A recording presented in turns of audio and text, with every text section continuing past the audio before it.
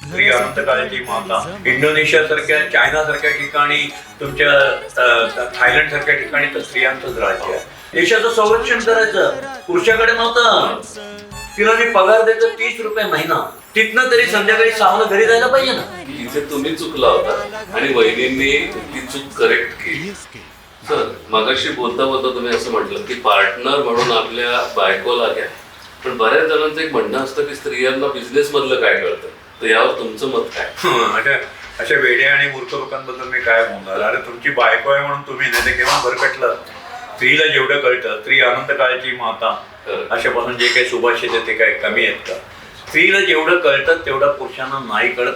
Basic आयुष्यात तुम्ही जगभर केअरफुली ऑब्झर्व करा. जे जे प्रगत राष्ट्र, अगदी अमेरिकेपासून सगळीकडे, तिथे स्त्रियाच असतात. डायरेक्ट फेस व्हॅल्यूत असतात, बॅकशीटवर असतात, पण स्त्रियाच राज्य चालवतात. इंडोनेशिया सारख्या, चायना सारख्या ठिकाणी, तुमच्या थायलंड सारख्या ठिकाणी तर स्त्रियांचंच राज्य आहे. स्त्रीला मुळात देवाने बुद्धी जास्त दिलेली आहे आणि भारतीय स्त्रीला अजून दिलेली.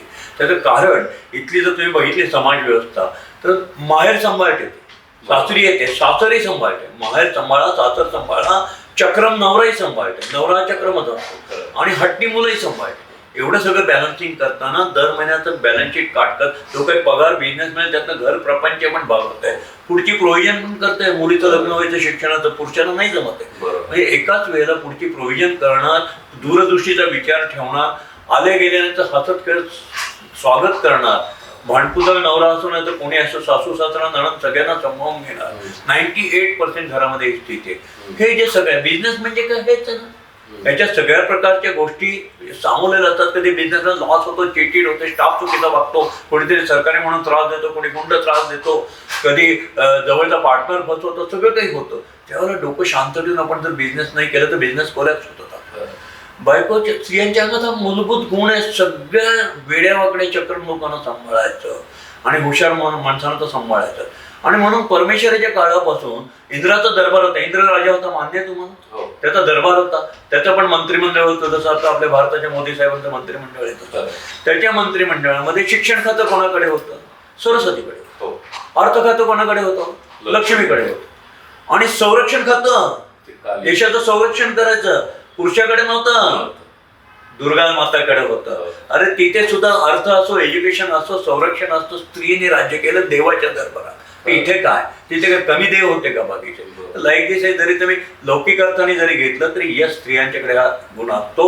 आणि अजून एक सांगतो तुम्हाला, स्त्रियांची उदाहरणं देताना, सुधा मूर्ती वाचली स्टोरी सुधा मूर्तीची. सुधा मूर्ती मेकॅनिकल इंजिनियर म्हणून कॉलेजमधून पास झाल्या. पहिले त्या मुली, कमी मुलीतल्या, मेकॅनिकल इंजिनियर फ्लोअरवर काम करणार नाही. मुली कॉम्प्युटर इंजिनियर होतील, भारतात सिव्हिल इंजिनियर होतील, पण मेकॅनिकल नाही. त्या मेकॅनिकल इंजिनियर म्हणून पास झाल्यावर त्याने डेअरिंग करून टाटामध्ये मेकॅनिकलला कुठली पोस्ट नसायची तिथे अर्ज केला, डायरेक्ट टाटांशी अर्ज केला. आणि टाटाने त्यांना निवडलं. इंटरव्ह्यू घेताना प्रश्न पडले, तू फ्लोअरवर, वर्कशॉप फ्लोअरला फ्लोअर म्हणतात त्या टेलिको मधल्या, एक स्त्री कशी काम करणार? सगळे पुरुष आहेत आजूबाजूला. ते म्हणजे मी करणार. आणि त्याने फ्लोअरवर काम केलं. सरप्राईज होतं नव्हे तर त्यांची कपॅसिटी टाटाने ओळखली.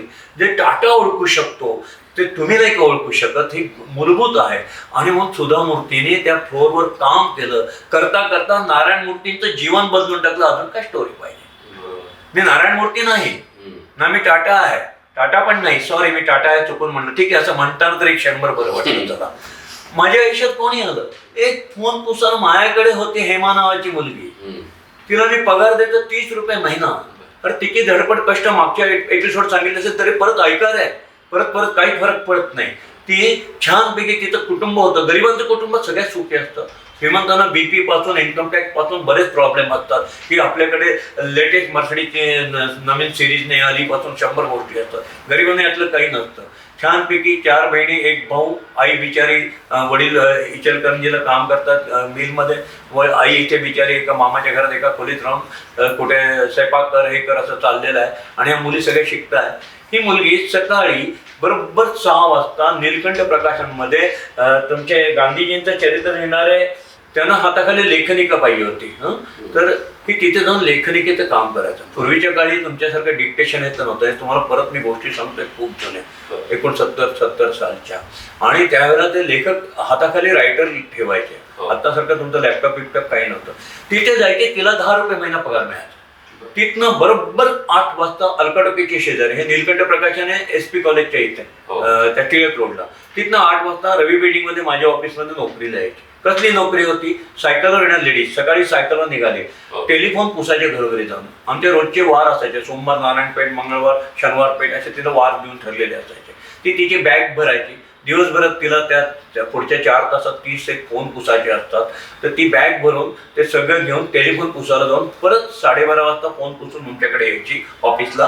कार्ड जमा करायचे, कार्डावर सह्या असायच्या फोन सही केल्याच्या, ते कार्ड जमा करायची. 12:30 तिथनं उठायची, SNDT कॉलेजला जायची. 3 वाजेपर्यंत कॉलेज शिकायची. शी इज MA इकॉनॉमी. 3 वाजता कॉलेज शिकून झाल्यानंतर, कॉलेज सुटल्यानंतर संभाजी बागेच्या समोर मांडके नावाचे गृहस्थ राहायचे. मांडके खूप मोठे एक्झिक्युटिव्ह होते किर्लोस्कर कॉलेजला. त्यांना पत्रिका बनवायचा शौक होता, पैसे घेऊन नाही, त्यांचा तो शौक. पण तिथे जाऊन त्यांना ते पत्रिका असते ना, ते असे सगळे उभे आडवे, राहू केतू मंगळ, सगळ्यांना कुठे कोंबायचं ते कोंबायचं, ते पत्रिका बनवायचे काम करत. तेही तिला 10 रुपये द्यायचे. तिथनं तरी संध्याकाळी 6ला घरी जायला पाहिजे ना. याला तुमच्या सेनादत्त पेठेत तिथे याच्यामध्ये दत्तवाडीमध्ये डॉक्टर शहांचा दवाखाना होता. दवाखान्याच्या बाहेर रिसेप्शनिस्ट असते. आता सगळं चित्र बदललं. तिथे जाऊन तिथे रिसेप्शनिस्टचं काम करायचे, तेही तिला 5,000 रुपये द्यायचे. म्हणजे 10 + 30 + 10 किती झाले? 50 + 10 60.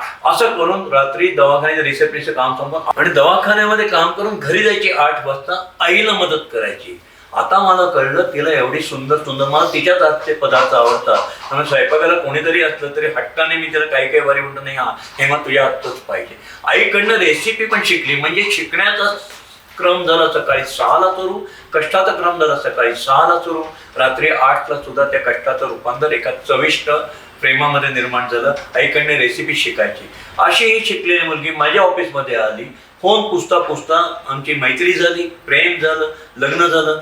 आणि मग DSK कुठला मोठा झाला, हे सगळं तिच्या देखत आहे. संबंध माझा फायनान्सचा हवा का ती एकटी सांभाळायची. ग्रुपमध्ये ती आल्यापासून पुढे जो बिझनेस वाढत वाढत वाढत गेले, त्याच्यामध्ये कन्स्ट्रक्शन हा सगळ्यात मेन बिझनेस सुरू झाला. ती असतानाच कन्स्ट्रक्शन सगळं फायनान्स तिच्याकडे. त्याच्यानंतर आमचं ऑटोमोबाईल, नंतर प्रिंटिंग प्रेस, खूप जे काही बिझनेस असतील ते सगळे करत करत करत तिने स्वतःचे बिझनेस सुद्धा सुरू केले. तिच्या स्वतःच्या नॉलेजवर सुरू केले. संबंध IT क्षेत्र तिचं आहे. जगातले उत्कृष्ट कॉलेज तिचे 3 कॉलेजेस तिने काढले. ते DSK स्कूल काढलं तिने, ॲप्लिकेशन डिव्हाइस लॅपटॉप शोधून काढलं. मध्य प्रदेशला जाऊन ऑफिस उघडलं. भोपाळमध्ये 1500 लोक काम करत होते तिथे.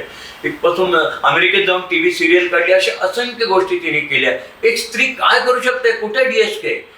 पण भाव खायला DSK. प्रत्येक प्रोजेक्टचं नाव, कंपनीचं नाव DSK सोफेन पोकॉम, DSK digital, like DSK global. तर लाईक भाव खायला आम्ही. पण स्त्रिया हुशार आहेत की नाही? नवऱ्याला पण असं दुखून चालत नाही, भाव देतात ना तुम्हाला.